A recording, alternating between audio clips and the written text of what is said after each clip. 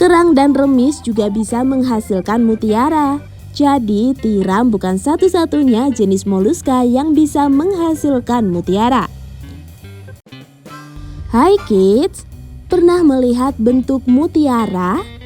Mutiara biasanya digunakan sebagai bahan pembuatan perhiasan. Penasaran bagaimana cara terbentuknya mutiara dari tiram? Yuk kita cari tahu. Tiram merupakan sekelompok kerang-kerangan dengan cangkang berkapur dan berbentuk pipih.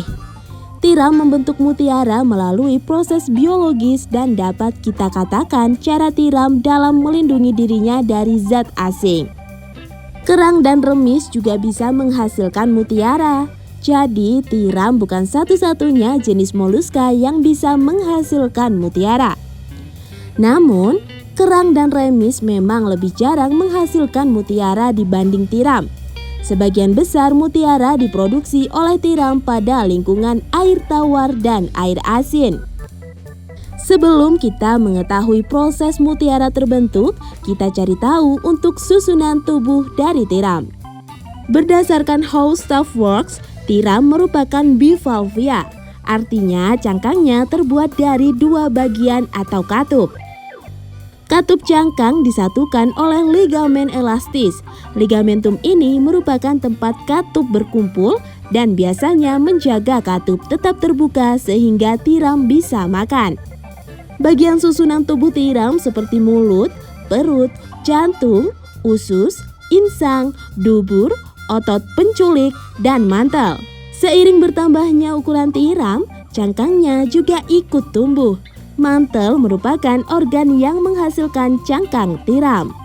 Sebelum kita lanjut videonya, jangan lupa klik tombol subscribe dan tombol loncengnya ya. Pembentukan cangkang menggunakan mineral dari makanan tiram.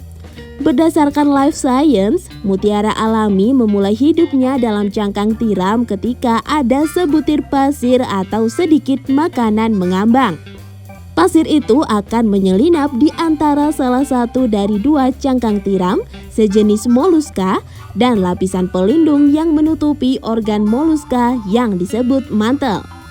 Untuk melindungi dirinya dari iritasi, tiram akan segera mulai menutupi benda asing yang tak diundang dengan lapisan nacre.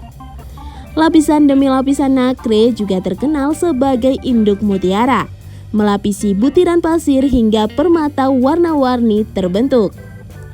Tiram membentuk mutiara atas respon pembelaan diri dari objek asing.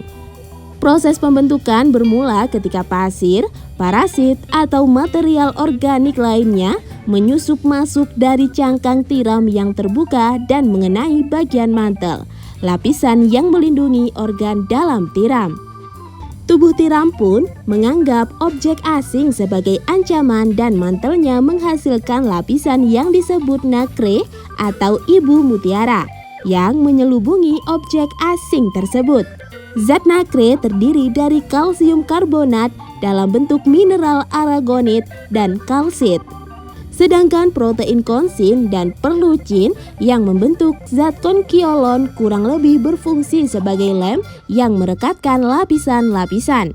Jika mineral aragonit memiliki sifat mirip kristal, konsiolin berpori. Bergabung dengan lapisan-lapisan yang nyaris transparan, jadilah mutiara yang berkilau. Kebanyakan mutiara yang kita lihat di toko perhiasan bentuk bulat yang bagus, yang paling berharga. Sebenarnya, nggak semua mutiara menghasilkan hasil yang bagus. Beberapa mutiara terbentuk dalam bentuk yang enggak rata bernama mutiara barok.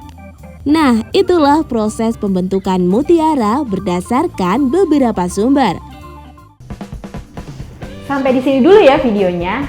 Jangan lupa like, komen, subscribe, dan share ke teman-teman lainnya ya kids. Bye-bye!